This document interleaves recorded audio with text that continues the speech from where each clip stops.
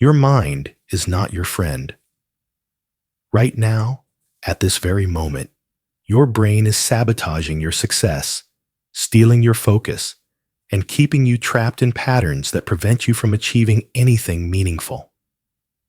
Every day, you lose hours to distraction, waste energy on meaningless thoughts, and allow your attention to be hijacked by things that don't matter. Your mind wanders during important conversations. You start projects with enthusiasm, only to abandon them days later. You set goals in the morning and forget them by afternoon. You promise yourself you'll focus, you'll be disciplined, you'll finally take control. But by the end of the day, you've accomplished nothing significant. This is not laziness. This is not lack of motivation. This is a complete absence of mental discipline. And mental discipline is the single most important skill you can develop if you want to achieve anything worthwhile in life. Everything you want, every goal you dream about, every version of yourself you wish to become requires one fundamental ability: the ability to direct your attention deliberately and sustain it over time. Without this ability, you are powerless. You become a leaf, blown by every wind of distraction, every impulse, every fleeting thought that crosses your consciousness. But here's what most people don't understand. Mental discipline is not something you're born with. It's not a personality trait that some people have and others don't. It's a skill that can be developed through specific practices and deliberate training. By the time you finish this, you will understand exactly how your mind works and why it resists discipline. You will learn the precise techniques that elite performers use to maintain focus for hours. You will discover how to train your brain to obey your commands instead of controlling you. You will master the art of mental discipline and reclaim the power to create the life you actually want instead of the life your wandering mind creates for you. This is not motivation. This is not inspiration. This is practical training in the most valuable skill you will ever develop. Let's begin. Chapter 1. The Crisis of the Distracted Mind. Let me tell you what your typical day actually looks like. You wake up and immediately reach for your phone. Before you've even fully opened your eyes, you're scrolling through notifications, messages, and social media feeds. Your mind, which was blank and peaceful moments ago, is now flooded with dozens of different thoughts, concerns, and reactions. You finally get out of bed and try to start your morning routine, but your mind is still processing everything you just consumed. You're thinking about a comment someone made on your post. You're worried about an email you need to respond to. You're already feeling behind before your day has even started. You sit down to work on something important, something that could actually move your life forward. For the first few minutes, you're focused. But then a notification pops up. You tell yourself you'll just check it quickly. 20 minutes later, you're deep in a rabbit hole of content that has nothing to do with your goals. You finally snap out of it and return to your task. But now, your focus is fragmented. Your mind keeps wanting to check your phone again. You resist for a while, but the urge grows stronger. You give in, telling yourself it will just be for a minute. The cycle repeats throughout your entire day. By evening, you're exhausted, but you've accomplished almost nothing meaningful. You feel guilty, frustrated, and disappointed in yourself. You promise that tomorrow will be different, but tomorrow is exactly the same. This pattern repeats day after day, week after week, year after year. And slowly, you watch your dreams die not because you weren't capable of achieving them, but because you never could focus long enough to make real progress. This is the crisis of the distracted mind, and it's destroying more potential than any other single factor in modern life. Your ancestors didn't face this problem. 100 years ago, there were far fewer things competing for human attention. People could focus on a task for hours without interruption. They could read books for extended periods. They could have long conversations without constantly checking devices. They could think deeply about problems without their minds being pulled in 17 different directions. But you live in a completely different world. You are surrounded by technologies specifically designed to hijack your attention. Social media platforms employ teams of psychologists and engineers whose entire job is to make their products as addictive as possible. Every app you use is optimized to keep you engaged for as long as possible. Every notification is carefully timed to pull you back in. Your phone is not a tool you control. It's a slot machine that dispenses random rewards just often enough to keep you coming back. And just like a gambling addict who can't walk away from the casino, you can't put down your device because your brain has been hijacked by carefully engineered dopamine manipulation. But the problem goes deeper than just technology. Your mind itself is naturally undisciplined. Even without smartphones and social media, the human mind tends to wander. Research shows that people spend almost half their waking hours thinking about something other than what they're actually doing. Your brain is constantly generating thoughts, most of them completely random and unhelpful. You sit down to work and suddenly remember something you forgot to do yesterday. You try to focus on a conversation and your mind starts planning dinner. You attempt to read and find yourself at the bottom of the page with no memory of what you just read. This mental wandering is not a bug. It's a feature of how your brain evolved. Your ancestors survived because their minds constantly scanned for threats, opportunities, and social information. The person whose mind wandered and noticed the rustling in the bushes survived. The person who focused too intently on one thing got eaten by the predator they didn't notice approaching. So your brain is designed to be distractible. It's designed to constantly shift attention, to never focus too deeply on any one thing for too long. This served your ancestors well in their environment, but it makes you completely ineffective in the modern world. Today, success doesn't come from scanning your environment for immediate threats. It comes from the ability to focus deeply on complex tasks for extended periods. It comes from thinking through difficult problems without getting distracted. It comes from sustaining attention on long-term goals, even when there's no immediate reward. The people who succeed in any field are not necessarily more talented or intelligent than you. They simply have better mental discipline. They can focus when you can't. They can resist distraction when you give in. They can sustain effort toward long-term goals when your attention scatters across meaningless activities. This mental discipline is what separates the successful from the struggling. It's what separates those who achieve their goals from those who just talk about them. It's what separates people who build meaningful lives from those who waste their potential on trivia. The brutal truth is that without mental discipline, nothing else matters.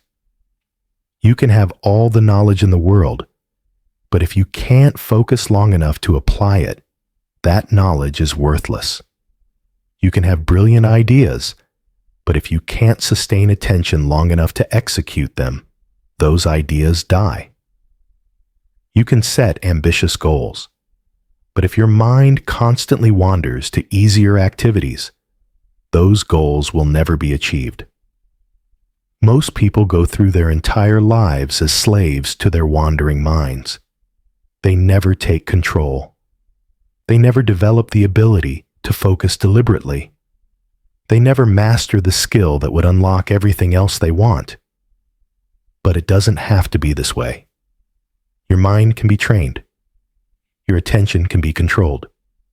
Your focus can be developed into a superpower that sets you apart from everyone around you. The question is whether you're willing to do what it takes. Chapter 2. Understanding your undisciplined mind. Before you can master your mind, you need to understand how it actually works. Most people have completely wrong ideas about focus and discipline. They think it's about willpower or motivation. They think some people just have it and others don't. They think if they just tried harder, they could force themselves to focus. All of these beliefs are wrong, and they're keeping you stuck. Your brain is not a single unified thing. It's more like a committee of different systems that often want different things. Understanding these systems will help you work with your brain instead of fighting against it. The first system is what neuroscientists call the default mode network. This is the part of your brain that activates when you're not focused on anything in particular.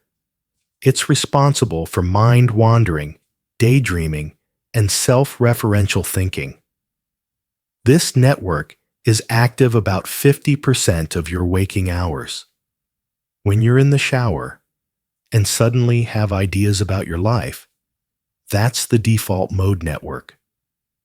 When you're driving a familiar route and don't remember the last 10 minutes, that's the default mode network.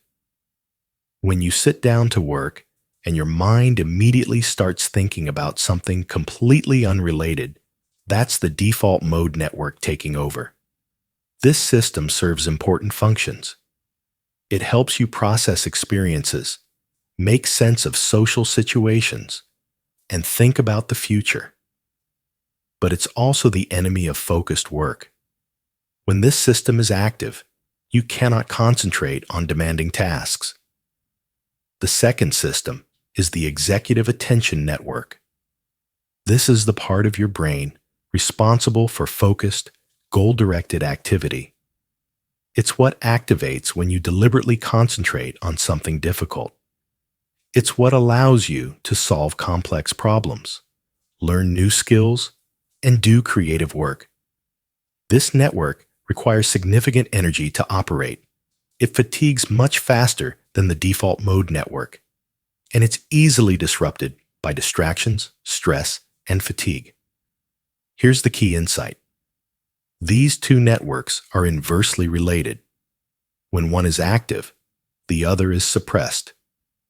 You cannot have your default mode network wandering through random thoughts while simultaneously maintaining executive focus on a difficult task. This is why multitasking is a myth.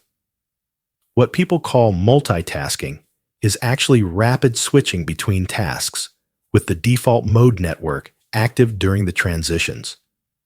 Every time you switch, you lose focus, and it takes time to regain it.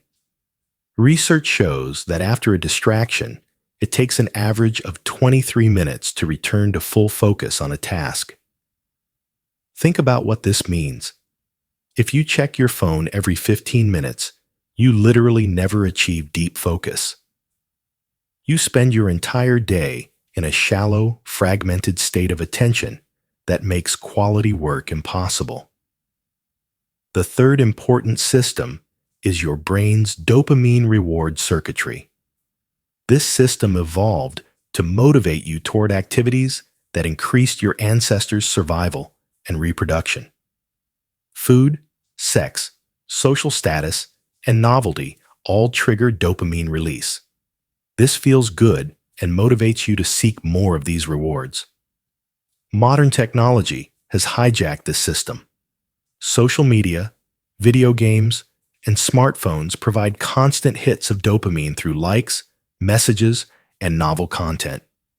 Your brain learns that these activities provide easy rewards. Over time, this creates a problem. Your reward circuitry becomes calibrated to expect frequent, immediate dopamine hits. Activities that provide delayed rewards, like working toward long-term goals, start to feel unrewarding by comparison. This is why you can scroll social media for hours, but struggle to work on important projects for 30 minutes. It's not that you're lazy. It's that your dopamine system has been recalibrated to prefer immediate over-delayed rewards. The fourth system relevant to mental discipline is your stress response. When you're stressed, anxious, or overwhelmed, your prefrontal cortex, which governs executive function and impulse control, becomes impaired. This is why it's so much harder to focus when you're stressed. Your brain literally loses some of its capacity for disciplined attention. Chronic stress creates chronic impairment of mental discipline. If you're constantly stressed, you're fighting with one hand tied behind your back. The fifth factor is decision fatigue. Your brain's executive function runs on a limited resource. Every decision you make, every temptation you resist, every choice you deliberate over, depletes this resource. This is why focus is easiest early in the day and becomes progressively harder as the day goes on. It's also why people make worse decisions when tired or after making many previous decisions. Understanding these systems reveals why traditional advice about focus often fails. People tell you to just try harder, to use more willpower, to be more disciplined. But willpower is not unlimited. It's a finite resource that depletes with use. Trying to force focus through sheer willpower is like trying to run a marathon by sprinting. You'll exhaust yourself quickly and fail. Effective mental discipline is not about forcing your brain to do what it doesn't want to do. It's about working with your brain's natural systems. It's about creating conditions that make focus easier and distraction harder. It's about training your attention systematically rather than hoping motivation will carry you through. Most people never develop mental discipline because they don't understand what they're working with. They blame themselves for lacking willpower when the real problem is that they're using completely ineffective strategies. Once you understand how your brain actually works, you can implement strategies that work with your neurobiology instead of against it. You can structure your environment to support focus instead of undermining it. You can train your attention like you would train a muscle, with progressive challenge and recovery. The difference between people with exceptional mental discipline and people who constantly struggle is not innate ability. It's understanding and method. The disciplined mind is built, not born. Chapter 3. The Attention Economy and Your Stolen Focus. You need to understand something that will change how you see the world. Your attention is the most valuable resource in the modern economy, and there is a multi-billion-dollar industry dedicated to stealing it from you. Every free app you use, every social media platform you visit, every piece of content you consume exists for one primary purpose: to capture your attention and sell it to advertisers. You are not the customer of these platforms.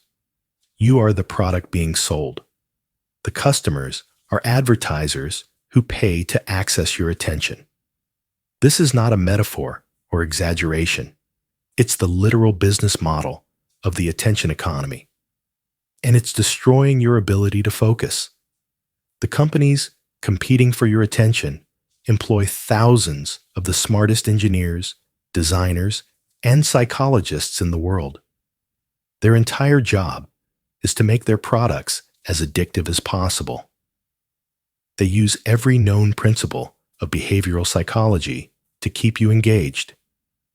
They employ variable reward schedules, the same mechanism that makes slot machines addictive. Sometimes you get likes, sometimes you don't, but you never know when the reward is coming. So you keep checking. They use social proof and comparison. You see what others are doing and feel compelled to engage. You compare your life to curated highlight reels and feel inadequate, which drives more engagement as you seek validation. They exploit your fear of missing out. You worry that if you don't constantly check, you'll miss something important. This anxiety keeps you coming back compulsively, even when nothing important is actually happening. They use notification systems designed to interrupt you at strategic times. These notifications are not random. They're timed based on algorithms that predict when you're most likely to engage. Every aspect of these platforms is optimized through A/B testing to maximize engagement. If a design change makes people spend even 1% more time on the platform, it gets implemented.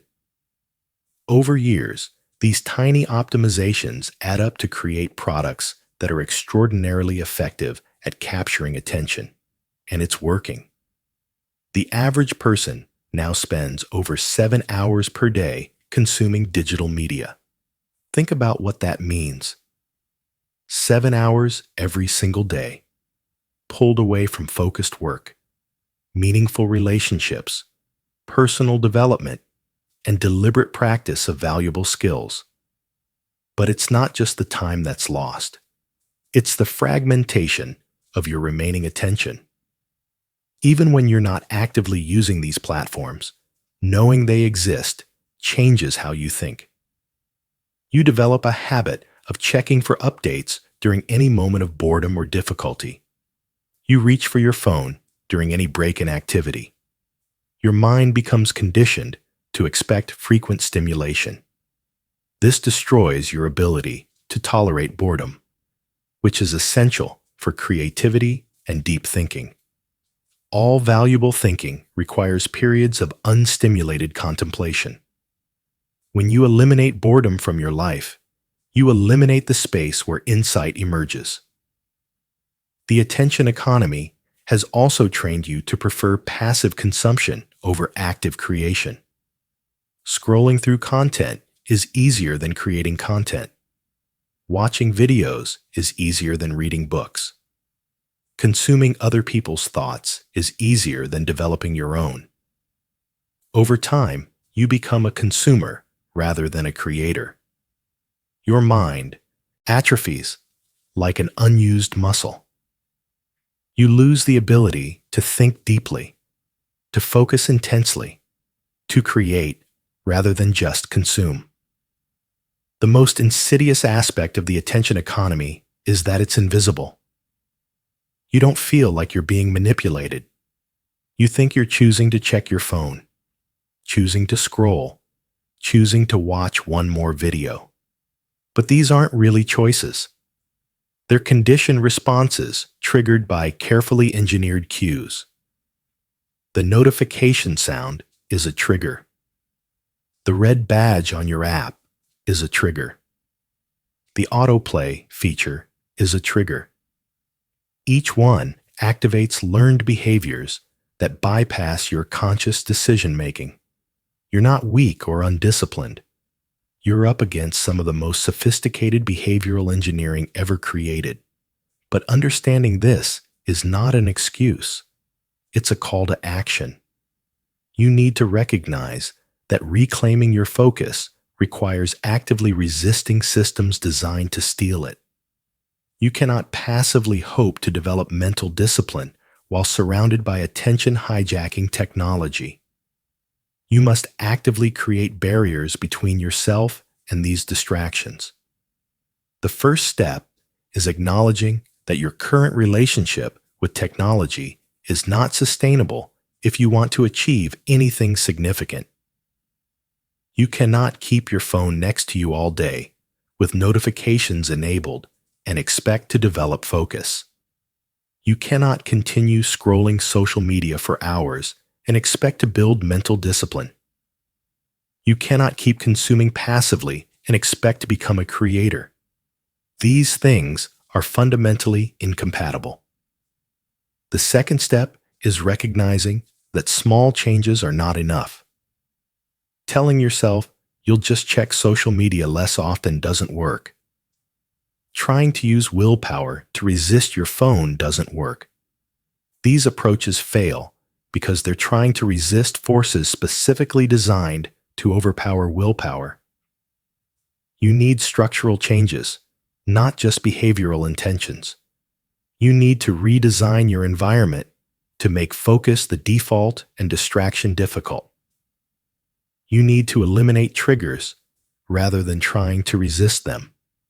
You need to create systems that protect your attention rather than relying on moment-to-moment discipline. The third step is understanding that this will feel uncomfortable at first. Your brain has been conditioned to expect frequent stimulation. When you remove that stimulation, you will experience something like withdrawal. You'll feel anxious, restless, and bored. This discomfort is not a sign that something is wrong. It's a sign that you're breaking an addiction. Just like any addiction, the discomfort is temporary. If you can push through it, your brain will recalibrate. You'll rediscover the ability to be present, to think deeply, to focus intensely. The fourth step is recognizing that this is a battle worth fighting. Your attention determines your experience of life. Where your attention goes, your life goes. If your attention is constantly fragmented across trivial distractions, your life will feel fragmented and trivial. If your attention is directed toward meaningful goals and deep engagement, your life will feel meaningful and engaging. You are not powerless against the attention economy. You can opt out. You can build walls around your focus. You can reclaim control of your mind, but you must do it deliberately and systematically. Half measures will fail. Chapter 4. The foundation of mental discipline. Mental discipline is not built in a day. It's built through consistent daily practices that gradually strengthen your ability to direct and sustain attention. Most people fail because they try to change everything at once, or they expect immediate results. Real mental discipline is built like physical fitness, through progressive training that starts small and gradually increases in difficulty. The foundation of all mental discipline is meditation, but not the meditation most people imagine. You don't need to sit in lotus position chanting mantras. You don't need to empty your mind of all thoughts. You don't need to achieve some mystical state of consciousness. The meditation that builds mental discipline is simply this: deliberately focusing your attention on one thing and returning it when it wanders. That's it. This simple practice is the gym where you train your attention. Every time your mind wanders and you notice and bring it back, you're doing one repetition of attention training. Do this consistently, and your ability to focus will grow stronger. Start with just 5 minutes a day. Sit comfortably, close your eyes, and focus on your breath. Feel the sensation of air moving in and out. Your mind will wander within seconds. This is normal and expected. When you notice your mind has wandered, simply bring your attention back to your breath. No judgment, no frustration, just return. You will do this dozens of times in 5 minutes.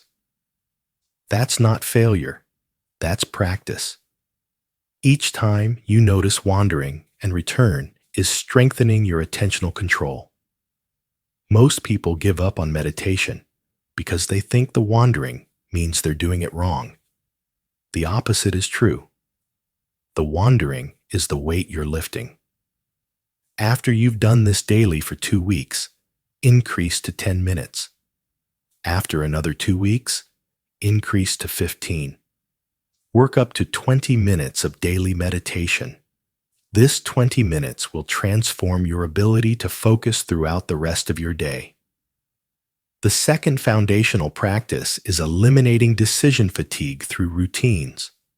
Your executive function, the part of your brain responsible for focused attention, runs on limited energy.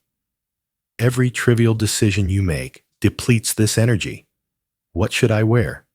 What should I eat? When should I work out? What should I work on first?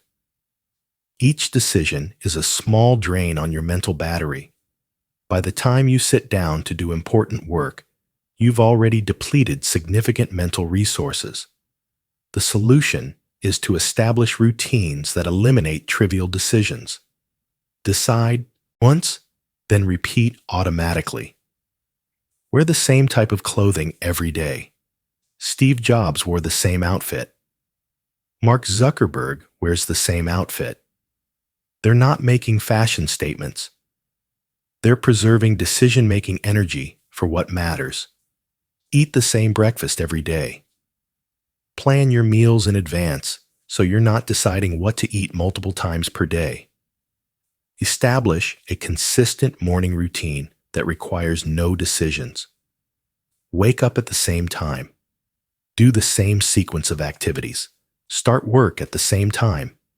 These routines feel boring, but that's the point. Boring means automatic. Automatic means no decisions. No decisions means preserved mental energy. The third foundational practice is protecting your morning focus. The first few hours after waking are when your mental discipline is strongest. Your executive function is fully charged.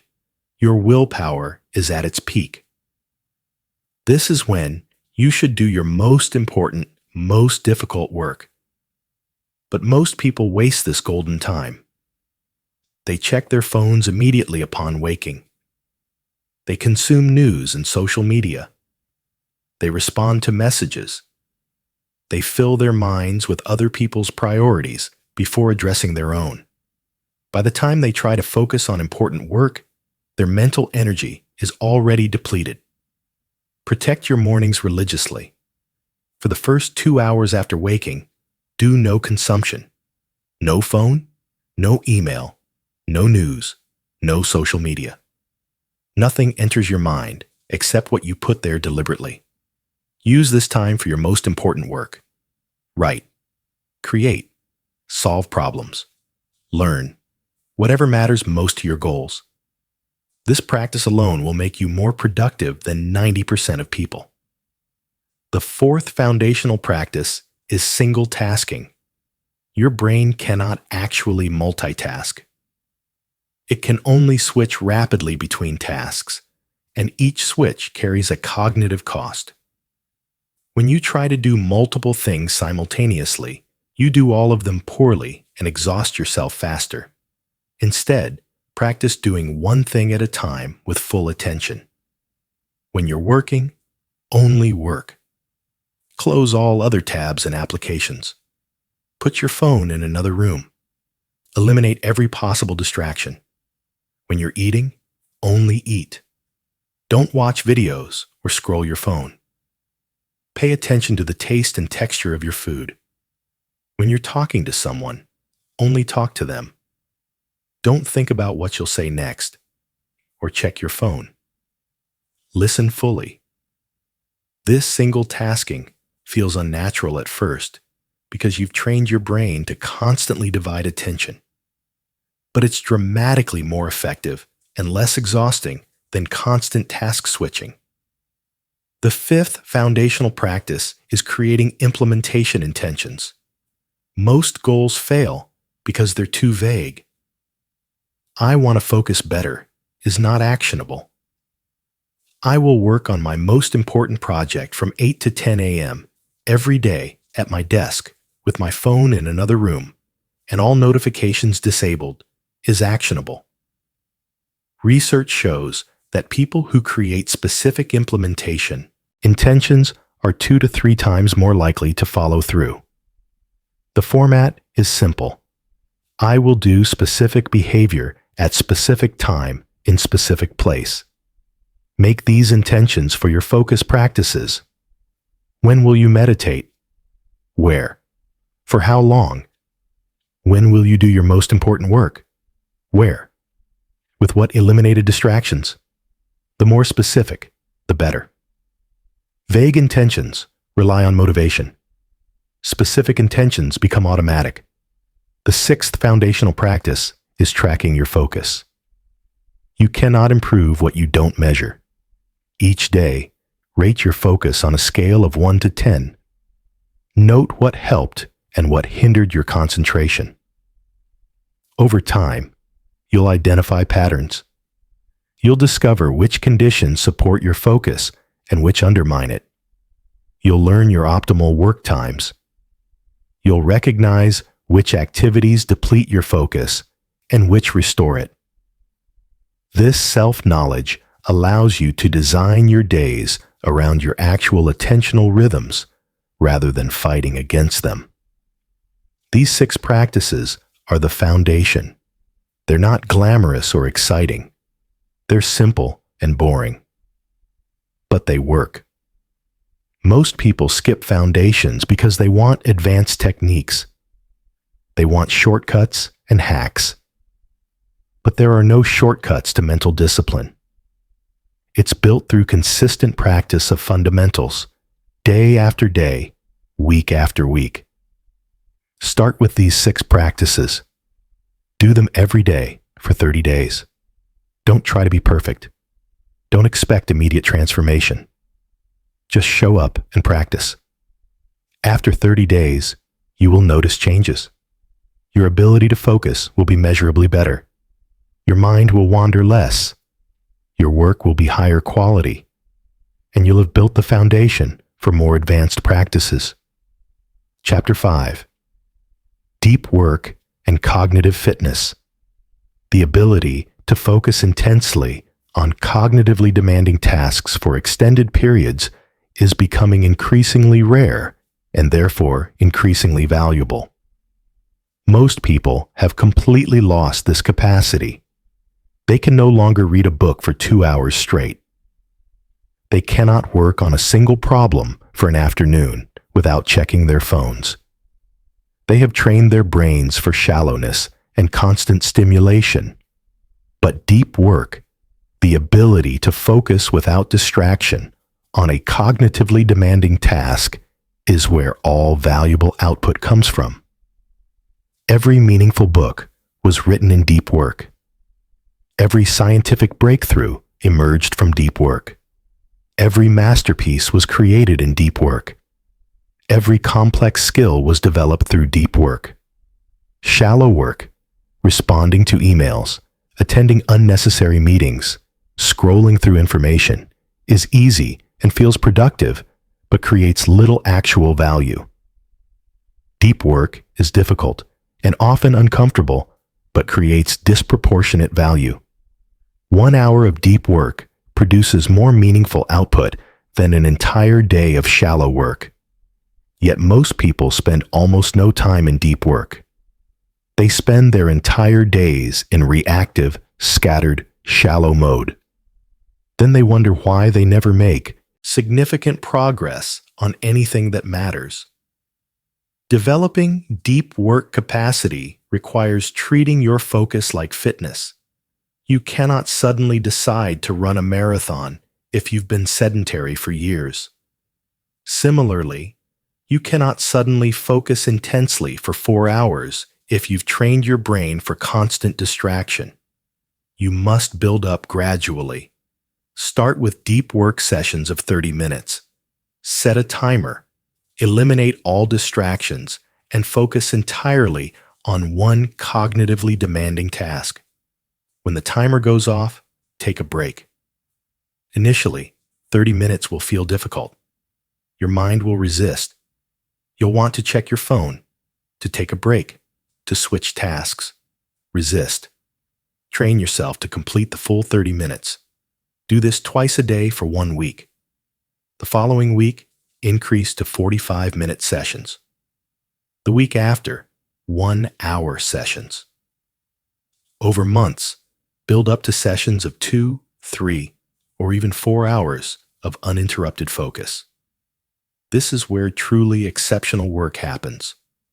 During deep work sessions, you must eliminate all distractions, not just minimize them. Put your phone in another room, not just on silent. Disable internet access if possible. Tell people you'll be unavailable. Close every tab and application except what you need for your specific task. Your environment must support depth. Work in a space that signals focus, not relaxation.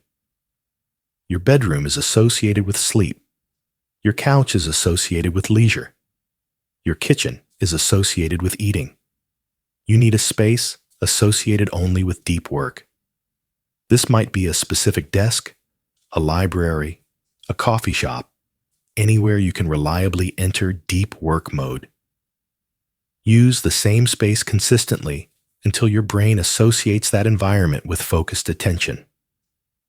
Deep work also requires managing your energy, not just your time.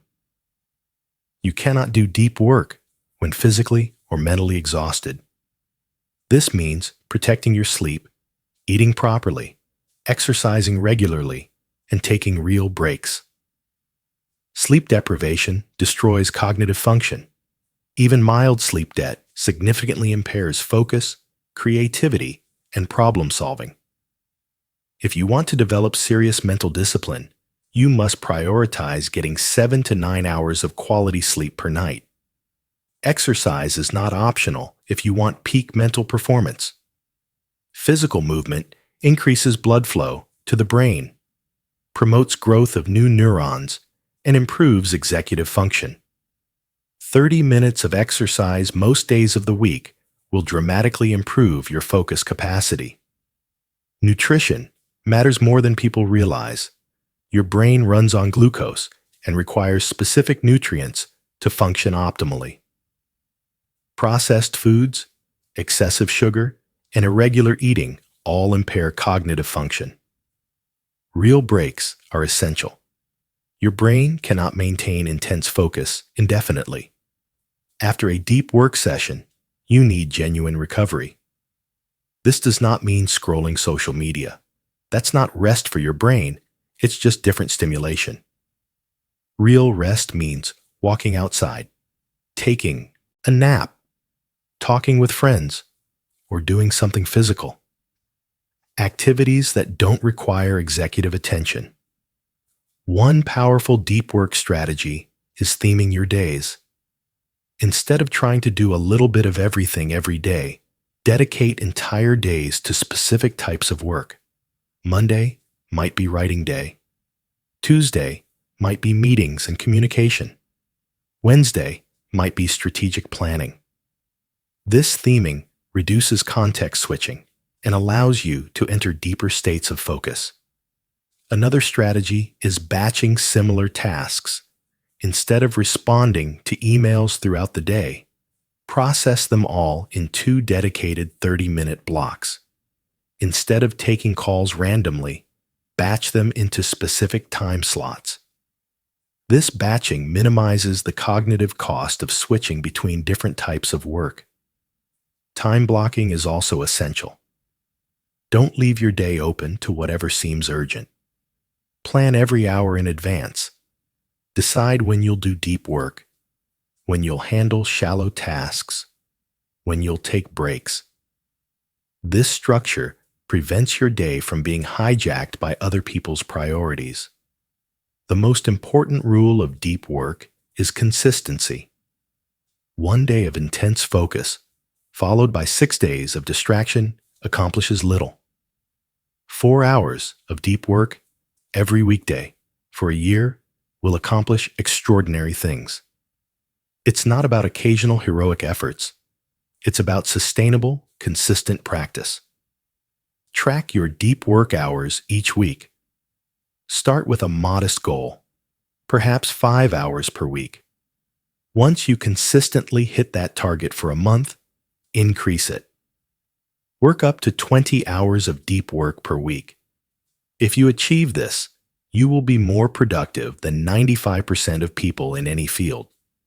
Most professionals spend less than 10% of their work time in true deep work. If you spend half your working hours in deep focus, you will produce several times more valuable output than your peers. This is not motivational exaggeration. It's mathematical reality. Deep work is the ultimate leverage in knowledge work. The final aspect of cognitive fitness is embracing difficulty. Your brain grows stronger by struggling with hard problems, not by consuming easy content. When you read challenging books, solve complex problems, and learn difficult skills, you're building cognitive capacity. When you only consume easy content and avoid mental strain, your cognitive abilities atrophy. Make mental strain a regular part of your life. Read books that require concentration. Work on problems that push your abilities. Learn skills that demand intense focus. This controlled cognitive stress makes all focus easier over time, just as physical training makes physical activities easier. Your mind is like a muscle. Use it intensely or watch it weaken. Chapter 6. Environmental Architecture for Focus. Your environment is either supporting your focus or destroying it. There is no neutral ground. Every object within your visual field, every sound within your hearing, every potential distraction within reach is either helping you concentrate or pulling your attention away.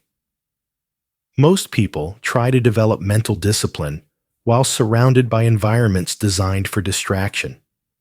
This is like trying to build muscle while malnourished. You're fighting against structural disadvantages that make success nearly impossible. The truth is that willpower alone is insufficient. You need to architect your environment so that focus is the path of least resistance and distraction requires effort. The first principle of environmental architecture is removal. You cannot resist what is not present. Most people try to resist their phones through willpower. They keep their devices within arm's reach and attempt to ignore them. This fails because every notification, every vibration, every screen light activates automatic attention responses. Your brain is hardwired to notice novelty and potential threats. A notification triggers these ancient circuits. Resisting requires active executive control, which depletes rapidly. The solution is simple but uncomfortable. During focus work, your phone must be physically inaccessible, not on silent, not face down, not in your pocket. In another room, in a drawer, turned off, anywhere that requires deliberate effort to access. This physical barrier is far more effective than any amount of willpower. The same principle applies to all distraction sources. If you struggle to avoid snacking, don't keep snacks in your workspace. If you compulsively check news websites, use website blockers that require complex override procedures. If you get distracted by people, work somewhere isolated during focus hours. Make distraction difficult, and focus will become easier. The second principle is association. Your brain forms powerful connections between environments and behaviors. If you check social media in bed, your bed becomes associated with distraction. If you watch entertainment at your desk becomes associated with leisure. These associations work against you when you try to focus. You must create spaces with singular purposes. Your workspace should be used only for focused work, never for entertainment or casual browsing. Your brain will learn that when you sit in that space, you work. This conditioning makes entering focus much easier. If you cannot dedicate an entire room, create a specific corner or even a specific chair that is used only for deep work. The physical position triggers the mental state. Some people use specific clothing as focus cues. They put on a particular hat or jacket when beginning deep work. This becomes a psychological trigger that signals to their brain that it's time for intense concentration. The third principle is optimization for your specific needs. Some people focus best in complete silence. Others need background noise. Some work best in minimalist spaces. Others prefer organized complexity. There is no universal perfect environment. You must experiment to discover what works for you. Try different setups. Work in complete silence. Then try white noise. Then ambient music. Work in a sparse room. Then try a space with plants and art. Work in natural light. Then try artificial lighting. Track your focus quality in each condition. Over time, you'll discover your optimal configuration. Once you know what works, recreate those conditions consistently. If you focus best with instrumental music at moderate volume in natural light with no visual clutter, set up your workspace to provide exactly that. The fourth principle is eliminating micro-decisions. Every choice, no matter how small, depletes your mental resources. If you have to decide whether to check your phone every few minutes, you're burning executive function constantly. Remove the decision entirely. Set up systems where the right choice is automatic. Use app blockers that automatically disable distracting apps during work hours. Set up internet blockers that only allow access to work-related sites.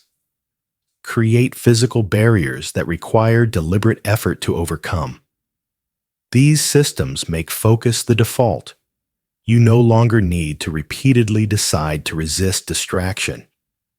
The decision was made once when you set up the system. The fifth principle is visibility of goals.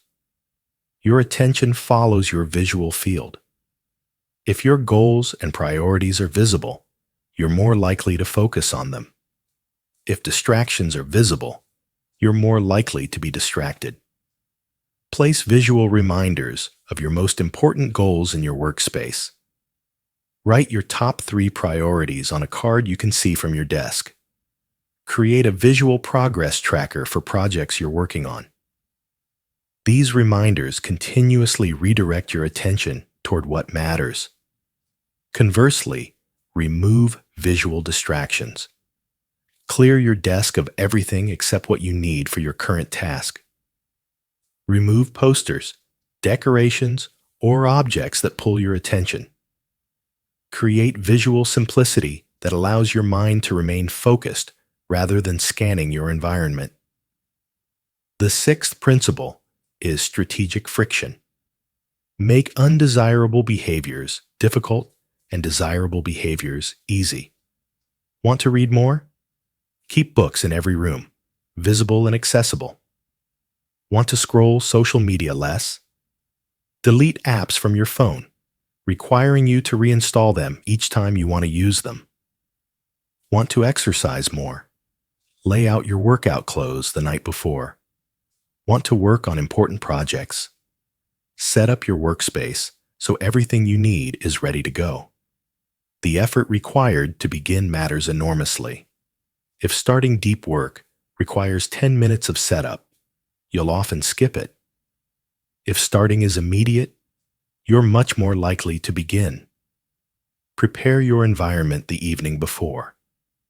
When you arrive at your workspace in the morning, everything should be ready for you to immediately begin focused work.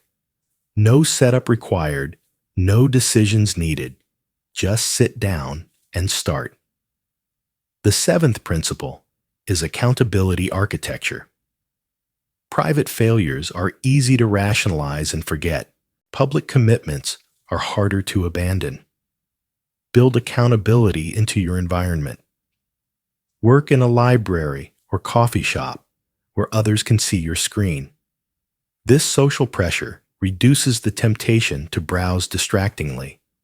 Tell someone your focus goals and report your progress regularly. Share your work schedule with a colleague who will check whether you're following through. Use commitment devices. Services exist that allow you to lock yourself out of certain websites or apps for specified periods. Some people give their phone to a friend during work hours, unable to retrieve it until the designated time. These may seem extreme, but they work. They transform your environment from one that permits distraction into one that enforces focus. The eighth principle is strategic renewal. Your workspace should support both intense focus and genuine recovery. Create distinct zones for different activities. One area for deep work, another for breaks, another for shallow tasks like email. When you finish a focus session, physically move to your break area. This physical movement signals to your brain that the work session is complete and recovery has begun. During breaks, your environment should support genuine rest. This might mean access to windows for looking at natural scenery, space for stretching or brief exercise, or simply a comfortable chair for closing your eyes. The quality of your breaks directly impacts the quality of your subsequent focus. Poor breaks, like scrolling social media, provide no actual recovery. Your brain remains in stimulation mode. Quality breaks, like walking outside or talking with someone, allow genuine mental recovery. Your environment should make quality breaks easy, and poor breaks difficult. The final principle is continuous refinement. Your optimal environment will evolve as your focus capacity grows and your work changes. Regularly assess what's working and what isn't. Every week, ask yourself what environmental factors helped your focus and what hindered it.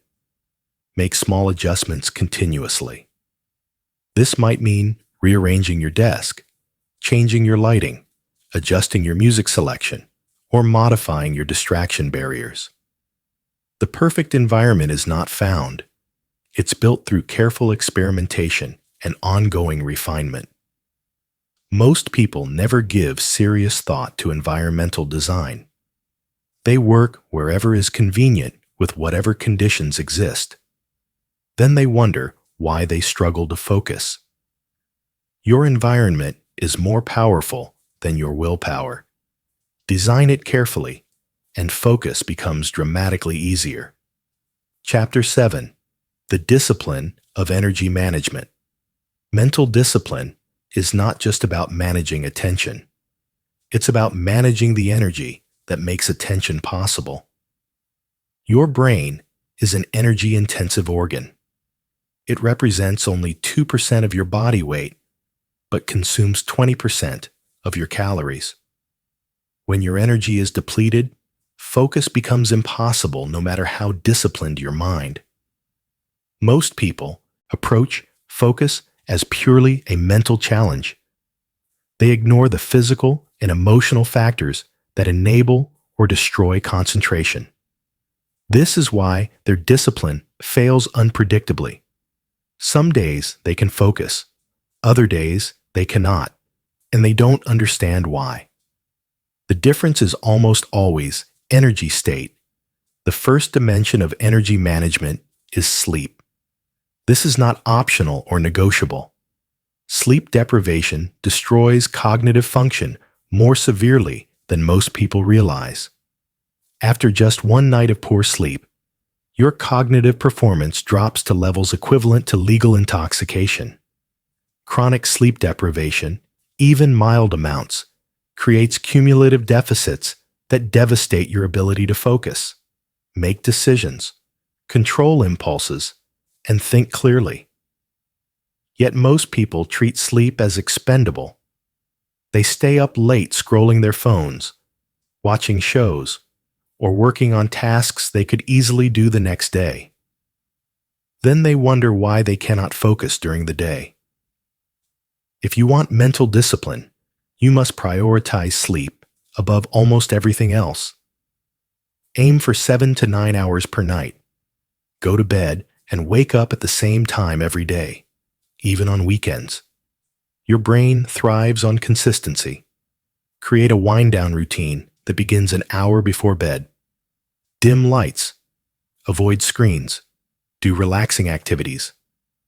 This signals to your brain that sleep is approaching. Make your bedroom conducive to quality sleep. Dark, cool, quiet. Use blackout curtains. Keep temperature around 65 degrees Fahrenheit. Eliminate noise sources or use white noise. Treat your phone like cigarettes. You wouldn't smoke in bed because you know it harms your health. Don't bring your phone to bed because it harms your sleep and therefore your mental discipline. Charge it in another room. Use an actual alarm clock if needed. The improvement in your focus from fixing your sleep alone will be dramatic. Many people who think they lack discipline actually just lack sleep. The second dimension is nutrition. Your brain runs on glucose and requires specific nutrients for optimal function. What you eat directly impacts your ability to concentrate. Processed foods, excessive sugar, and refined carbohydrates create blood sugar spikes and crashes that devastate focus. You feel energized briefly, then crash into fog and fatigue. This cycle makes sustained concentration impossible. Instead, eat whole foods that provide stable energy.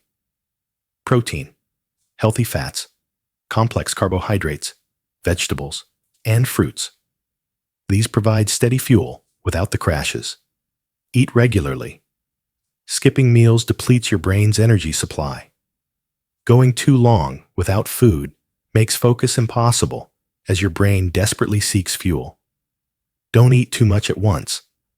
Large meals redirect blood flow to digestion, making you drowsy and unfocused. Eat moderate amounts throughout the day. Stay hydrated. Even mild dehydration impairs cognitive function. Keep water accessible and drink consistently throughout the day. Consider the timing of your eating relative to your focus work. Many people find they focus best with some food in their system, but not immediately after a large meal. Experiment to find your optimal timing. Some people focus exceptionally well in a fasted state. Others need breakfast to think clearly. There's no universal rule. Discover what works for your biology. The third dimension is physical movement. Your brain and body are not separate systems. Physical activity directly enhances cognitive function.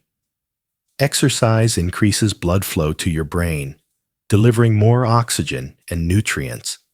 It promotes the growth of new neurons and strengthens connections between brain cells. It releases chemicals that improve mood, reduce anxiety, and enhance focus. Regular exercise, meaning at least 30 minutes most days per week, will measurably improve your mental discipline. You'll find it easier to concentrate, easier to resist distraction, easier to persist through difficult mental tasks. The type of exercise matters less than consistency. Running, lifting weights, swimming, cycling, team sports, whatever you'll actually do regularly is the right choice. Some people find that exercising before deep work sessions enhances their focus. Others prefer exercise as a break between work sessions or at the end of the day. Again, experiment to find what works for you. Even brief movement breaks during the day help maintain focus. Every 60 to 90 minutes, stand up, walk around, stretch for 5 minutes. This prevents the mental fatigue that comes from prolonged sitting and maintains blood flow to your brain. The fourth dimension is stress management. Chronic stress is devastating to mental discipline. When you're stressed, your body releases cortisol and activates your sympathetic nervous system. This is useful for short-term threats, but destructive when sustained. Chronic stress impairs your prefrontal cortex, the part of your brain responsible for focus, planning, and impulse control. It makes you reactive, distracted, and unable to concentrate on complex tasks. Yet modern life creates chronic stress for most people. Financial pressure, relationship conflict, work demands, health concerns, information overload, and social comparison all generate ongoing stress. You cannot eliminate all stress, but you must manage it actively, or it will destroy your mental discipline. Effective stress management requires both prevention and treatment. Prevention means eliminating unnecessary stressors. Say no to commitments that don't align with your priorities. Simplify your life where possible. Reduce exposure to news and social media that generates anxiety without providing value. Treatment means developing practices that actively reduce your stress levels. Meditation is powerful for this. The same practice that builds focus also reduces stress. Deep breathing exercises quickly calm your nervous system. When you feel stressed, pause and take 10 slow, deep breaths. This activates your parasympathetic nervous system and reduces cortisol. Time in nature reduces stress significantly. Even 20 minutes walking in a park lowers stress hormones and improves mood. Social connection with trusted friends provides stress relief through emotional support and perspective. Regular conversations with people you trust helps process difficulties and maintain equilibrium. Physical touch, when available, is remarkably effective at reducing stress. Hugging, massage, or even petting an animal lowers cortisol and releases oxytocin. The fifth dimension is emotional regulation. Your emotional state directly impacts your focus capacity. When you're anxious, angry, sad, or emotionally dysregulated, concentration becomes extremely difficult. Many people ignore their emotional state and wonder why they cannot focus. You cannot think clearly when emotionally flooded. Developing emotional awareness is essential. Throughout the day, check in with yourself. What am I feeling right now? Naming your emotions reduces their intensity and brings them under conscious control. When you notice strong emotions arising, pause before trying to focus on demanding work. Take time to process or regulate the emotion first. This might mean journaling about what you're feeling, talking to someone, going for a walk, or simply sitting with the emotion until it naturally subsides. Trying to force focus while emotionally activated is futile. It's like trying to drive a car with the emergency brake engaged. You might move forward, but inefficiently and with damage to your system. Sometimes emotional regulation means addressing underlying issues. If you're chronically anxious, you may need to work with a therapist. If you're persistently angry, you may need to address situations or relationships that are generating that anger. If you're depressed, you need proper treatment, not attempts to focus through it. Mental discipline cannot override significant mental health issues. If you're struggling emotionally, addressing that must come before or alongside developing focus. The sixth dimension is rest and recovery. Your brain cannot operate at peak performance continuously. It requires genuine recovery time. Most people never truly rest. When they're not working, they're consuming content, scrolling social media, or engaging in other activities that require mental processing. This provides no actual recovery. Real rest means activities that don't require executive attention. Walking in nature, taking a nap, doing gentle physical activity, creating art, playing music, having meandering conversations. These activities allow your brain to shift into different modes that provide genuine restoration. Schedule regular rest periods. This might mean a full day off each week where you do no productive work. It might mean an afternoon each week completely unscheduled. It might mean a vacation where you genuinely disconnect from work. Without regular recovery, you will burn out. Your mental discipline will fail, not because you lack ability, but because you've depleted all your resources. The final dimension is purpose and meaning. When your work feels meaningless, maintaining focus requires enormous willpower. When your work feels deeply meaningful, focus comes much more naturally. You cannot rely on willpower alone for sustained mental discipline.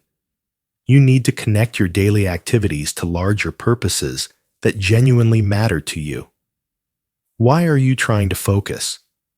What will it enable you to achieve? What impact will your work have? Who will benefit from your efforts? When you have clear, compelling answers to these questions, focus becomes easier.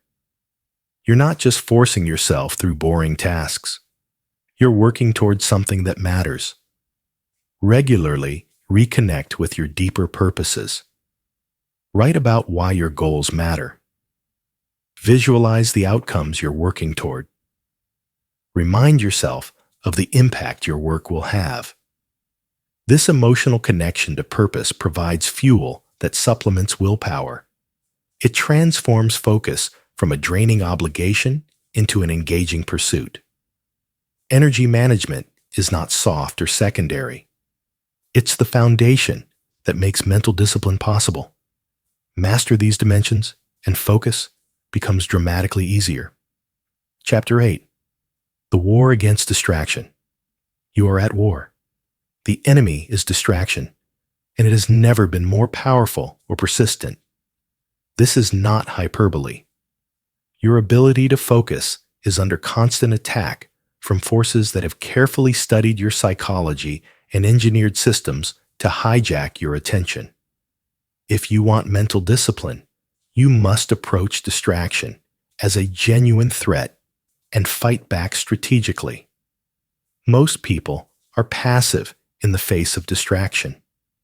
They notice themselves getting distracted, feel bad about it, then continue with the same patterns. This is like noticing you're being robbed and doing nothing about it. Distraction is robbing you of your most valuable resource. Your response must be active and aggressive. The first battle is against your phone. This device is the single greatest destroyer of mental discipline in human history. It is designed, engineered, and continuously optimized to capture and hold your attention.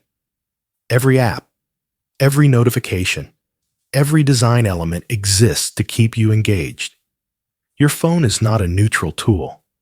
It's a highly addictive slot machine that you check an average of 96 times per day. Most of these checks are unconscious. You reach for your phone automatically during any pause in activity. This constant checking fragments your attention so severely that deep focus becomes impossible. You must declare war on phone distraction. This requires multiple lines of defense. First defense is elimination of notifications. Disable notifications for everything except essential communication. No social media notifications. No news alerts. No email badges. No app updates. Your phone should only notify you of things that require immediate response, which is almost nothing. Second defense is app removal. Delete social media apps from your phone entirely. If you must use these platforms, access them only through a web browser on your computer during designated times. This creates friction that reduces compulsive checking. Delete games. Delete news apps. Delete anything designed to capture your attention. Your phone should be a tool for specific tasks, not an entertainment device. Third defense is physical separation. During focus work, your phone must be in another room, not on silent, not in a drawer, in a completely different physical space that requires effort to access. This creates a barrier that interrupts the automatic reaching behavior. Fourth defense is grayscale mode. Color activates your brain's reward systems. Convert your phone display to grayscale. This makes everything less visually appealing and reduces the dopamine hit from using your device. Fifth defense is time limits. Use built-in features or apps that strictly limit your phone use. Set these limits generously at first, perhaps 2 hours per day, then gradually reduce them. The goal is not to eliminate phone use entirely, but to make it conscious rather than compulsive. Sixth defense is charging outside your bedroom. Never bring your phone into your sleeping space. This prevents nighttime checking and morning scrolling. Seventh defense is designated checking times. Rather than checking your phone randomly throughout the day, establish specific times. Perhaps once mid-morning, once after lunch, once late afternoon. Outside these times, your phone is inaccessible. These defenses might seem extreme. They should. The threat is extreme. Your phone is stealing hours of your life every single day and destroying your ability to concentrate. Extreme problems require extreme solutions. The second battle is against the internet itself. Unlimited information access is simultaneously humanity's greatest tool and greatest liability. You can research anything instantly. You can also waste entire days following links from topic to topic with nothing to show for it. The internet must be treated like a dangerous substance that requires careful handling. Use website blockers aggressively. Applications like Freedom, Cold Turkey, or Self-Control allow you to block specific websites or the entire internet for designated periods. During deep work sessions, block everything except what you absolutely need for your specific task. Set up these blocks in advance. Don't rely on in-the-moment discipline to avoid distraction sites. Make the decision once by setting up the block, then the decision is made. Some people block the entire internet except for a whitelist of essential sites. This inverts the default. Instead of having access to everything and trying to avoid distracting sites, you have access to nothing except what you've explicitly permitted. Use separate browsers for work and leisure. One browser, perhaps Firefox, is used only for focused work and has no bookmarks to entertainment sites. Another browser, perhaps Chrome, is used for casual browsing and has no access to work materials. This creates psychological separation between different modes of internet use. Schedule internet use. Rather than having constant access, give yourself designated internet times. Outside those times, you're completely offline. This might seem impossible, but most work can be done offline if you plan ahead. Download necessary documents. Research in advance what you'll need, then disconnect completely during execution. The third battle is against internal distractions. External distractions are obvious and can be blocked. Internal distractions are more insidious. Your own mind generates countless distractions: random thoughts, memories, worries, fantasies, impulses. These internal distractions disrupt focus just as effectively as external ones. The solution is a capture system. Keep a notebook next to you during focus work. When a distracting thought arises, something you need to remember or want to do, quickly write it down, then return to your work. This externalizes the distraction so your brain can let it go. Without a capture system, Your mind keeps generating the same distracting thoughts because it's trying not to forget them. By writing them down, you free your brain to focus. Review your capture notebook during breaks or at the end of your work session. Many of the things that seemed urgent during work will turn out to be unimportant. Some will be worth addressing, which you can then schedule appropriately. The fourth battle is against the distraction of other people. Well-meaning friends, family, and colleagues can destroy your focus just as effectively as any technology. They interrupt with questions, want to chat, or make requests of your time. You must protect your focus time from social interruptions. This requires clear boundaries and communication. Tell people when you're unavailable. Establish focus hours when you cannot be disturbed except for genuine emergencies. Close your door. Wear headphones even if you're not listening to anything. This signals unavailability. Work in spaces where people cannot casually interrupt you. If you work in a shared space, establish signals. A particular item on your desk. A sign. Something that indicates you're in deep focus and should not be disturbed. When people do interrupt, don't be available. Politely indicate you're focused and will connect with them at a specific later time. Most interruptions are not urgent and can easily wait. The fifth battle is against the distraction of your own resistance. This is the most challenging battle because the enemy is internal. When you sit down to do difficult focused work, your brain will generate resistance. You'll suddenly feel tired. You'll think of other things you should do first. You'll remember urgent emails. You'll feel the urge to check something online. This resistance is your brain trying to avoid the discomfort of sustained concentration.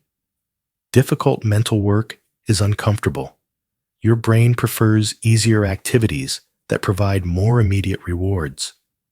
Recognize this resistance for what it is. It's not useful information. It's not a sign you should do something else. It's just your brain's protest against difficult work. The solution is to expect the resistance, name it when it arises, and continue working anyway. There's the resistance. I'm working anyway. Don't argue with it. Don't try to make it go away. Simply acknowledge it and continue. The resistance will diminish once you're engaged in the work. The difficulty is in the first 10 to 20 minutes. If you can push through that initial resistance, focus often becomes easier. Use timers to commit to minimum periods. Tell yourself you'll work for just 25 minutes. This makes starting feel less daunting. Once you're engaged, you'll often continue well beyond the minimum. The war against distraction never ends. You cannot win it once and be done. You must fight these battles daily, maintaining your defenses and adapting to new forms of distraction as they arise. But each day, you successfully defend your focus. Your mental discipline grows stronger. Each day, you lose to distraction. You reinforce patterns that make discipline harder. Which side will you choose? Chapter 9. Advanced Focus Techniques.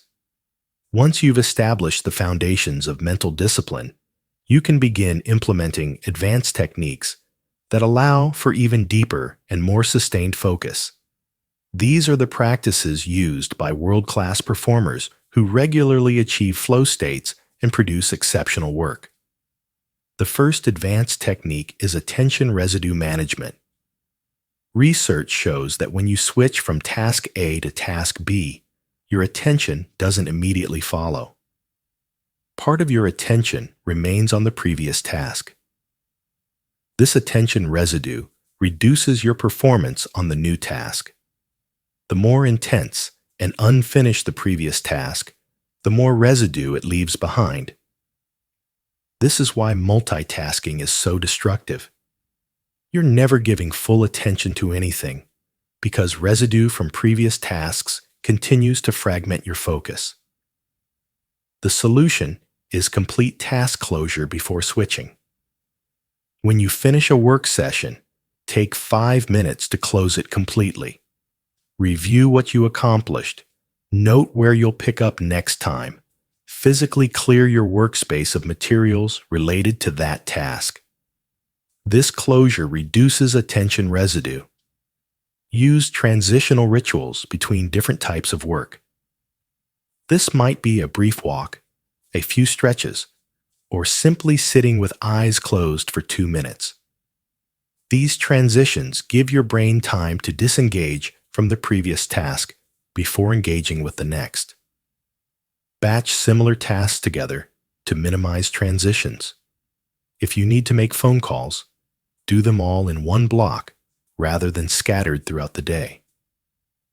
If you need to respond to messages, batch them into designated times.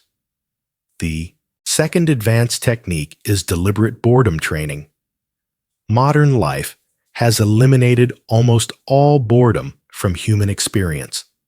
Any moment of unstimulated time gets filled with phone checking or content consumption. This constant stimulation has destroyed your tolerance for boredom, which is essential for deep thinking and creativity. Your best ideas do not come when you're consuming content. They come when your mind is unstimulated and allowed to wander constructively. But if you've trained yourself to immediately fill any boredom with digital stimulation, you've eliminated the space where insight emerges. Deliberately practice being bored. Stand in line without checking your phone. Sit in a waiting room without entertainment. Take walks without podcasts or music. Eat meals without screens. Initially, this will feel uncomfortable. Your brain will protest. You'll feel anxious and restless. Push through this discomfort. Over time, your brain will recalibrate. You'll rediscover the ability to be present with your own thoughts. You'll notice ideas emerging naturally. This boredom tolerance is essential for focus. If you cannot tolerate any unstimulated moment, you cannot sustain focus on difficult work. The work itself will feel boring compared to constant digital stimulation. The third advanced technique is productive meditation. This practice, developed by Cal Newport, involves focusing your attention on a single professional problem while engaged in physical activity that doesn't require much cognitive effort. Go for a walk and think about a specific problem you're trying to solve. When your mind wanders to other topics, bring it back to the problem. This is like regular meditation, but focused on productive thinking rather than breath awareness. This technique trains your ability to sustain focus while also working through complex problems. Many profound insights emerge during productive meditation because you're giving your full attention to one problem without external distractions. The fourth advanced technique is memory palaces for focus. This ancient memory technique can be adapted for maintaining focus on your current priorities. Create a mental image of a familiar space, perhaps your childhood home. Assign each room to represent one of your top priorities or projects. Throughout the day, mentally walk through this palace, visiting each room and reconnecting with what it represents. This keeps your priorities mentally present and reduces the tendency to get pulled into reactive busy work. You can elaborate this further by placing specific details in each room that represent subtasks or key aspects of each priority. The act of mentally navigating this space exercises your focus while keeping you oriented toward what matters. The fifth advanced technique is ultradian rhythm alignment. Your brain doesn't operate at constant capacity throughout the day. It cycles through roughly 90-minute periods of high focus potential, followed by periods requiring rest. These are called ultradian rhythms. Most people ignore these rhythms and try to maintain constant focus. This leads to diminishing returns and exhaustion. Instead, work with your rhythms. Focus intensely for 90 minutes, then take a real break for 15 to 20 minutes. Don't just switch to easier work. Actually rest. During the break, your brain processes what you just learned and prepares for the next focus session. Track your energy throughout the day to identify your personal patterns. Most people have peak focus potential in the late morning. Some people are most focused early morning. Some people have a second peak in late afternoon or evening. Discover your patterns and schedule your most demanding work during your peak periods. The sixth advanced technique is strategic stress inoculation. Controlled exposure to difficult focus challenges builds capacity that transfers to all focus situations. Deliberately practice focusing under adverse conditions. Work somewhere with moderate background noise to train your ability to concentrate despite distractions. Practice focusing while mildly uncomfortable, perhaps slightly too warm or cold. Do deep work when you're somewhat tired to build your focus endurance. Set artificially tight deadlines that force intense concentration. This controlled stress makes normal focus conditions feel easier by comparison. Athletes train under difficult conditions, so competition feels manageable. Apply the same principle to focus training. The seventh advanced technique is question-based focus. Instead of simply trying to focus on a topic, frame your focus as answering specific questions. Rather than, "I'm going to focus on writing," ask, "What is the core argument I'm trying to make in this section?" Rather than, "I'm going to focus on this problem," ask, "What is the key constraint preventing a solution?" Questions engage your brain more actively than general directives. Your mind naturally works to answer questions, which sustains focus. Write your question where you can see it. When your mind wanders, the visible question helps pull you back. The eighth advanced technique is pre-commitment focus contracts. Before beginning a focus session, specify exactly what you will accomplish and what you will not do. Write this down. Be specific about both. I will write 1,000 words on Chapter 3. I will not check email, will not research additional sources, will not edit previous sections. This pre-commitment reduces in-the-moment decision-making. When you feel the urge to do something you've committed not to do, you can simply reference your contract. Share these contracts with someone else for additional accountability. Tell a friend or colleague what you're committing to focus on for the next 2 hours. This external commitment makes you more likely to follow through. The ninth advanced technique is sensory anchoring. Associate specific sensory inputs with focus states so they become triggers. This might be a particular scent, perhaps peppermint or coffee, that you only experience during deep work. It might be a specific piece of music you only listen to during focus sessions. It might be a particular body position you only adopt when working intensely. Over time, these sensory anchors become Pavlovian triggers. When you experience the anchor, your brain automatically shifts toward the associated mental state. This is why athletes have pre-performance routines. The routine triggers the optimal performance state. Create your own focus routine with consistent sensory elements. The 10th advanced technique is meta-awareness training. This is the practice of periodically checking whether you're focused without disrupting your focus. Set a gentle timer to go off randomly during work sessions. When it sounds, briefly note whether you are focused or distracted at that moment. Don't judge, just observe.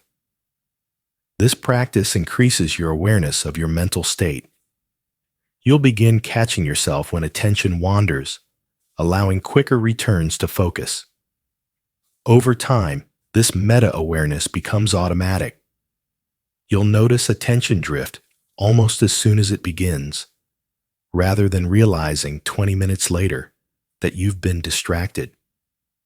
These advanced techniques require the foundations to be in place. Don't try to implement all of them at once. Choose one, practice it for a month until it becomes natural, then add another. Each technique multiplies the effectiveness of others.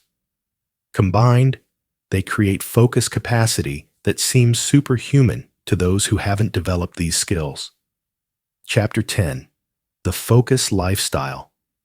Mental discipline cannot be separated from how you live. It's not something you do for a few hours then forget about. It must be integrated into your entire life.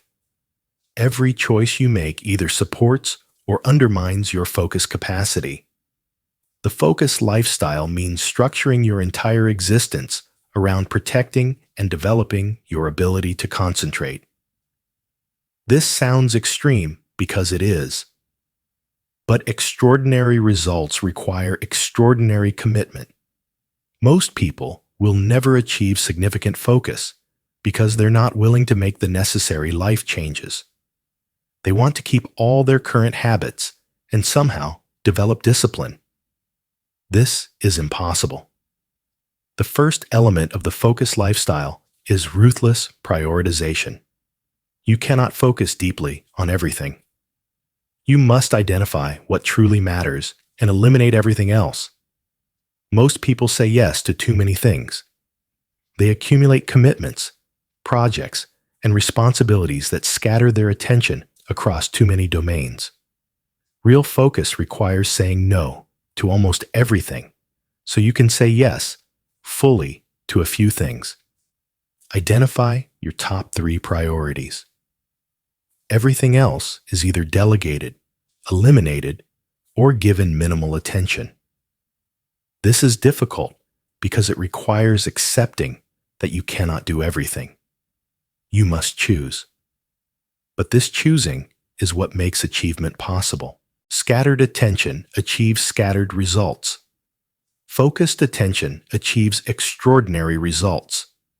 Be willing to let some areas of your life be mediocre or neglected so other areas can be exceptional. You cannot be exceptional at everything. Choose what matters most and give it your focus. Everything else gets whatever attention remains. The second element is protecting your time boundaries.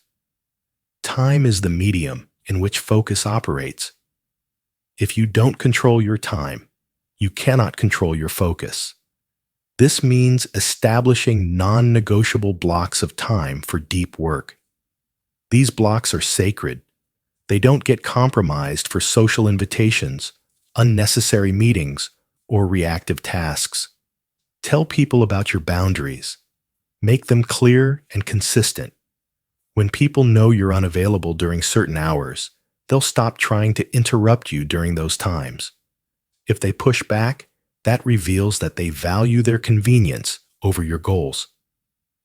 Decide accordingly whether these relationships serve you. The third element is media minimalism. The average person consumes over 10 hours of media per day. Television, social media, news, podcasts, videos. This enormous consumption leaves almost no time for focused work and trains your brain for passive consumption rather than active creation. Radically reduce your media consumption. Eliminate television entirely or limit it to specific shows you genuinely value. Use social media only for specific purposes during designated times, not as default entertainment. Stop following news obsessively. Most news is irrelevant to your life and goals. Weekly summaries of major events are sufficient. Choose one or two information sources that genuinely add value, perhaps carefully selected podcasts or publications related to your field. Consume these intentionally, then stop. Replace media consumption with creation. Write, build, design, practice skills, whatever aligns with your goals. Shift from consumer to creator. This shift is transformative. Consumers are passive and scattered. Creators are active and focused. The fourth element is relationship intentionality. Some relationships support your focus and growth. Others undermine both. You must be intentional about who you spend time with. Minimize time with people who are constantly distracted, who encourage distraction in you, who don't respect your focus time, or who don't support your goals. Maximize time with people who are focused themselves, who inspire you to do better work, who respect your boundaries, and who challenge you to grow. This doesn't mean abandoning friends or family. It means being more intentional about how and when you engage. You might reduce daily casual interactions with distracted people while maintaining periodic, deeper connections. You might shift some relationships to specific contexts that don't interfere with focus time. Your immediate environment, the people you interact with daily, shapes your behavior more than any other factor. If you're surrounded by distracted people, you'll be distracted. If you're surrounded by focused people, you'll be focused. The fifth element is financial structure that supports focus. Financial stress destroys mental discipline. If you're constantly worried about money, focusing on long-term development is extremely difficult. This doesn't mean you need to be wealthy. It means you need enough financial stability that money isn't a constant mental drain. Reduce expenses to live below your means. This creates a buffer that reduces financial anxiety. Build an emergency fund that covers several months of expenses. This buffer allows you to take focus time without constant financial pressure. Eliminate or minimize debt. Debt payments create ongoing financial pressure that occupies mental space. If possible, create income that doesn't require constant attention. This might mean building passive income, freelancing that allows flexible hours, or finding employment that provides stability without consuming all your time and energy. The goal is financial structure that supports rather than undermines your focus work. The sixth element is physical environment design. Where you live and work must support focus. If your home is chaotic, cluttered, or shared with people who don't respect your focus needs, developing discipline is vastly more difficult. Create a dedicated focus space. If you have an entire room, excellent. If not, a specific corner or desk that is used only for deep work. Keep this space minimal and organized. Remove anything that doesn't support focused work. If possible, live in a quiet location. Constant noise from traffic, neighbors, or roommates makes focus difficult. If you can't control your living situation, invest in quality noise-canceling headphones, or find external spaces for deep work. The seventh element is strategic social media use or elimination. For most people, the best approach is complete elimination of social media from personal devices. If you must use these platforms professionally, access them only through a computer, only at designated times, and only for specific purposes. Never casual browsing, never seeking validation or comparing yourself to others, never getting pulled into arguments or drama. Use these platforms as tools for specific goals, then leave. The moment they become entertainment or validation sources, they become focus destroyers. Many people fear that eliminating social media will make them disconnected or cause them to miss opportunities. The opposite is true. Eliminating social media creates time for deeper work that generates real opportunities. It allows genuine relationships with people you actually know, rather than shallow connections with hundreds of acquaintances. The eighth element is regular extended focus retreats. Throughout the year, schedule periods of intense focus on specific projects. This might be a weekend devoted entirely to one goal. It might be a week off work spent on a personal project. It might be a month-long intensive focus on learning a new skill. These extended focus periods allow depth of engagement impossible in fragmented daily work. They're where breakthroughs happen and where your capabilities expand dramatically. Plan these retreats in advance. Schedule them like any other important commitment. During the retreat, eliminate all distractions and responsibilities. The goal is total immersion in your focus target. The ninth element is public accountability.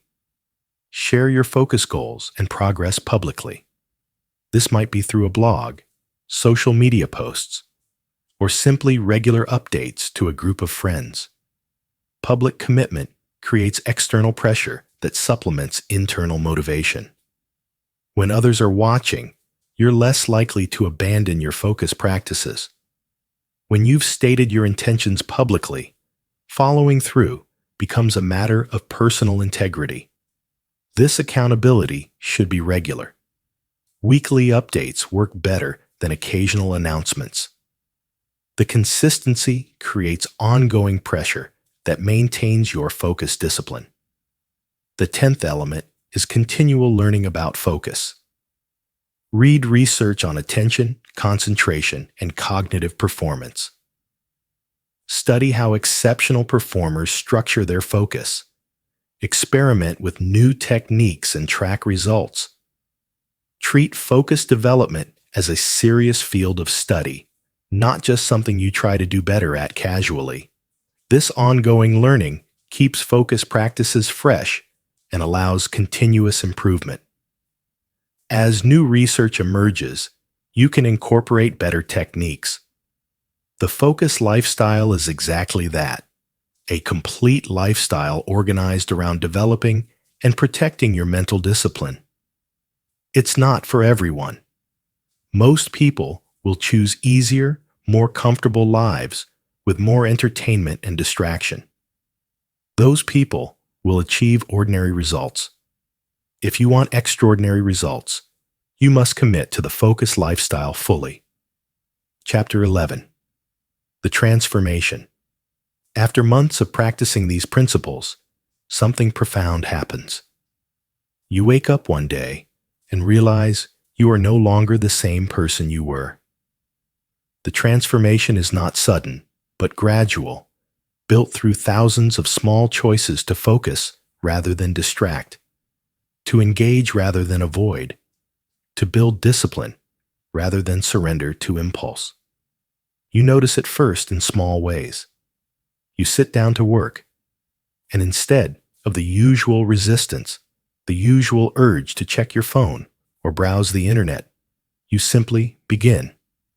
Your mind settles into the task naturally, almost effortlessly.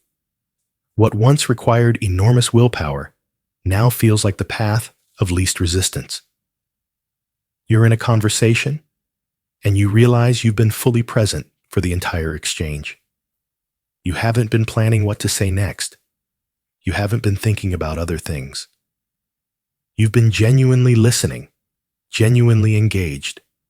The person you're talking to notices something different about you. Though they might not be able to articulate what, you pick up a book and read for 2 hours straight. Not because you forced yourself, but because you were engaged. Your mind didn't wander every few paragraphs. You didn't check your phone every few pages. You simply read, absorbed, and enjoyed the depth of engagement. You work on a complex problem for 3 hours without interruption. You enter a state where time seems to disappear, where the work itself becomes intrinsically rewarding. You emerge from this session having accomplished more than you used to accomplish in an entire week. And you're not exhausted. You're energized. These experiences reveal that something fundamental has changed. You have rewired your brain. The neural pathways that support sustained attention have strengthened. The pathways that drove compulsive distraction have weakened. You have become, in the most literal sense, a different person with different capabilities. The transformation extends beyond just your ability to focus. Your entire relationship with yourself and your potential has shifted. You no longer doubt your ability to achieve difficult goals.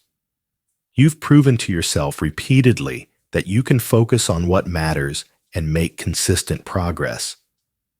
This evidence builds unshakable confidence that is not based on positive thinking, but on demonstrated capability.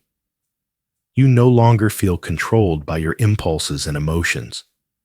When you feel the urge to check your phone, to abandon difficult work, to seek easy entertainment, you recognize these urges as passing mental events that you can choose whether to follow. You are no longer their slave. You no longer waste mental energy on decisions that don't matter. Your routines and systems handle the trivial, so your mind is free for what's important. This creates a sense of clarity and spaciousness in your consciousness that most people never experience. You no longer feel scattered and overwhelmed. Even when you have many responsibilities, you handle them with calm focus, one at a time, giving each your full attention when appropriate. This eliminates the anxiety that comes from feeling like you're not fully present for anything. The people around you notice the change. Some are inspired and ask how you develop such discipline. Others feel threatened because your focused purposefulness highlights their own scattered ineffectiveness. Your relationships naturally sort themselves based on these reactions. You attract opportunities that were previously unavailable. When people observe someone with genuine mental discipline, someone who consistently delivers high-quality work, who can be trusted to follow through, who engages deeply rather than superficially, they want to work with that person. Opportunities come to those who demonstrate capability. Your creative output increases dramatically. You produce more in a month than you used to produce in a year. Not because you're working longer hours, but because you're working with genuine focus. Deep work produces exponentially better results than scattered effort. Your learning accelerates. When you can focus intensely on acquiring new skills or knowledge, you progress at rates that seem impossible to those who remain distracted. What takes most people years, you accomplish in months because you can sustain the deliberate practice required for mastery. Your sense of meaning and fulfillment deepens. Humans are not designed for constant distraction and shallow engagement. We are designed for focused effort toward meaningful goals. When you reclaim your focus, you reclaim your humanity. Life becomes richer, more textured, more satisfying. But the transformation is not complete. It's ongoing. Mental discipline is not a destination you reach and then maintain effortlessly. It's a practice you commit to for life. There will still be difficult days. Days when focus feels impossible, when distraction seems overwhelming, when you question whether all this effort is worth it. These days will come less frequently, but they will come. On those days, you return to the basics. You meditate. You remove distractions. You structure your environment. You remember why focus matters to you. You reconnect with your deeper purposes, and you begin again. There will still be moments when you fail. When you spend 2 hours scrolling social media. When you abandon difficult work for easy entertainment. When you let your discipline slip. These failures do not erase your progress. They're part of the process. The difference is that now you recognize these failures quickly. You don't spiral into weeks or months of scattered behavior. You notice, adjust, and return to your practices. The correction happens in hours or days rather than never. You also begin to understand that mental discipline is not just about what you achieve externally. It's about who you become internally. The focused person is fundamentally different from the distracted person, not just in what they accomplish, but in how they experience life. The distracted person lives in a fog of fragmented attention. They move through life partially present, partially checked out, never fully engaged with anything. They accumulate experiences but don't fully experience them. They pursue goals but can never sustain the focus to achieve them. They consume enormous amounts of information but process none of it deeply. Their life feels busy but empty, full of activity but devoid of meaning. The focused person lives with clarity. They are fully present for their experiences, extracting richness from ordinary moments that distracted people rush past. They engage deeply with whatever they're doing, whether it's important work or simple pleasure. They pursue meaningful goals and actually achieve them because they can sustain effort over time. They consume less information, but understand it more deeply. Their life feels purposeful and rich with meaning. This internal transformation is the real prize. The external achievements, the career success, the completed projects, the acquired skills, these are wonderful. But they're secondary to the transformation of consciousness that occurs when you master your attention. You become someone who is no longer pushed around by circumstances, impulses, or other people's agendas. You become someone who directs their own life with intention and purpose. You become someone who experiences life deeply rather than skating across its surface. This is what mastering mental discipline ultimately offers. Not just productivity or success, though those come. Not just the achievement of goals, though you will achieve far more than you currently imagine possible. What it offers is the reclamation of your consciousness, your humanity, your ability to live as a fully engaged, fully present, fully capable human being. The world is full of distracted people, and it will remain so.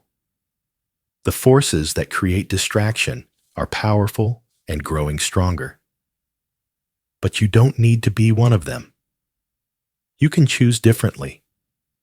You can build the discipline that sets you free. The path is clear.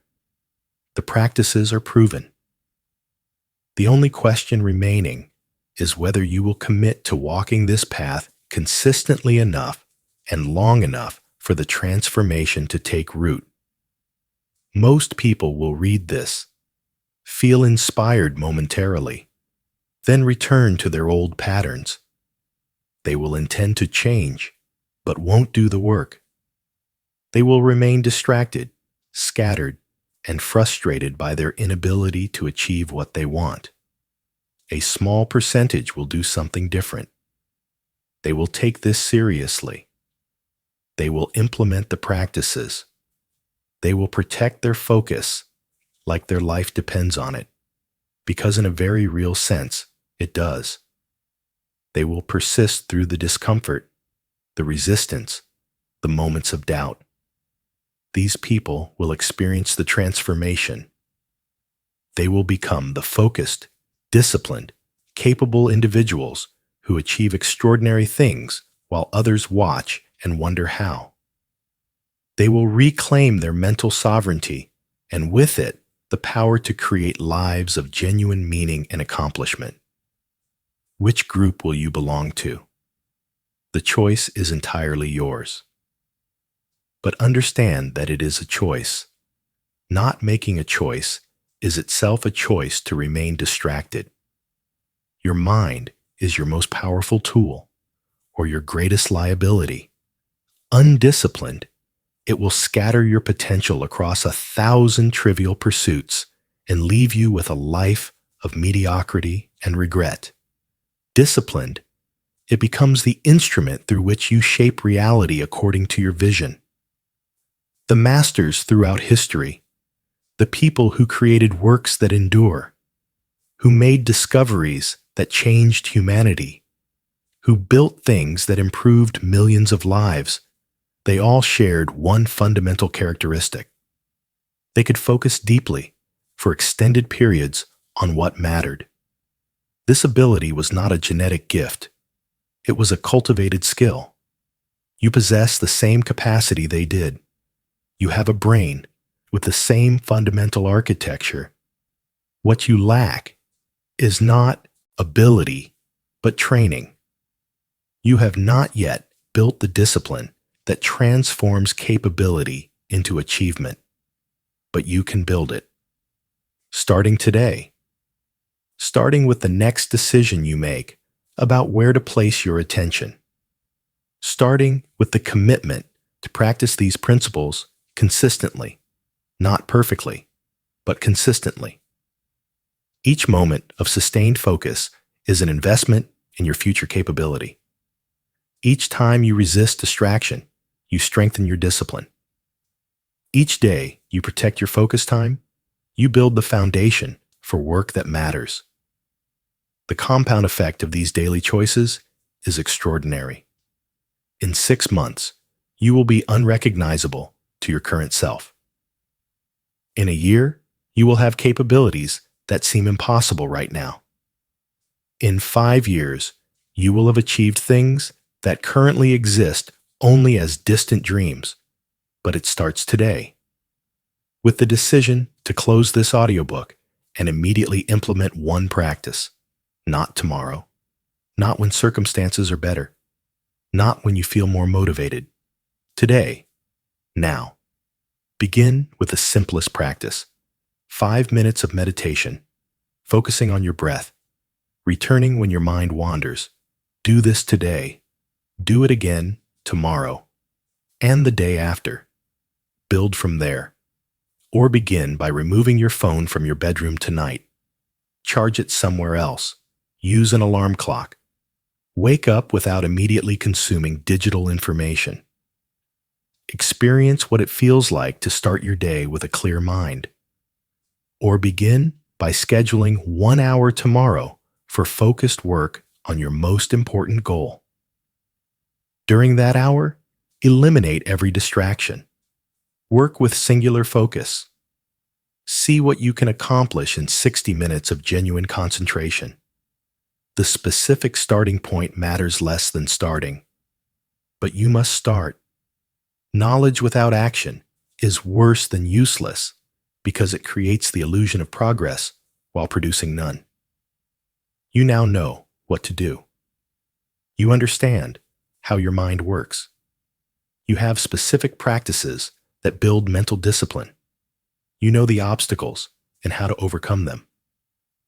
You have everything you need except one thing: the decision to commit and the willingness to persist. Make that decision now. Not a vague intention to try. A real commitment to practice these principles until they transform who you are and what you're capable of. Your focused life is waiting. Every moment you delay is another moment lost to distraction. Another day where your potential remains unrealized. Another opportunity that passes because you couldn't sustain the attention to seize it. Or you can choose differently. You can choose to become the person who focuses when others are distracted, who persists when others give up, who builds when others only consume, who creates meaningful work when others waste time on trivia. The transformed life is not easy to build, but the distracted life is not easy to live. Choose your hard. One leads to regret and unrealized potential. The other leads to achievement and fulfilled capability. This is your moment. This is your opportunity. This is your decision. Master your attention. Reclaim your focus. Transform your life. Everything you want is on the other side of sustained focus. The only question is whether you're willing to develop the mental discipline to get there. The answer to that question will determine everything else. Choose wisely. Choose today. Choose focus. Your future self will thank you, or regret that you didn't. The choice is yours. Now go, begin, practice, persist, transform. Your journey to mental mastery starts now.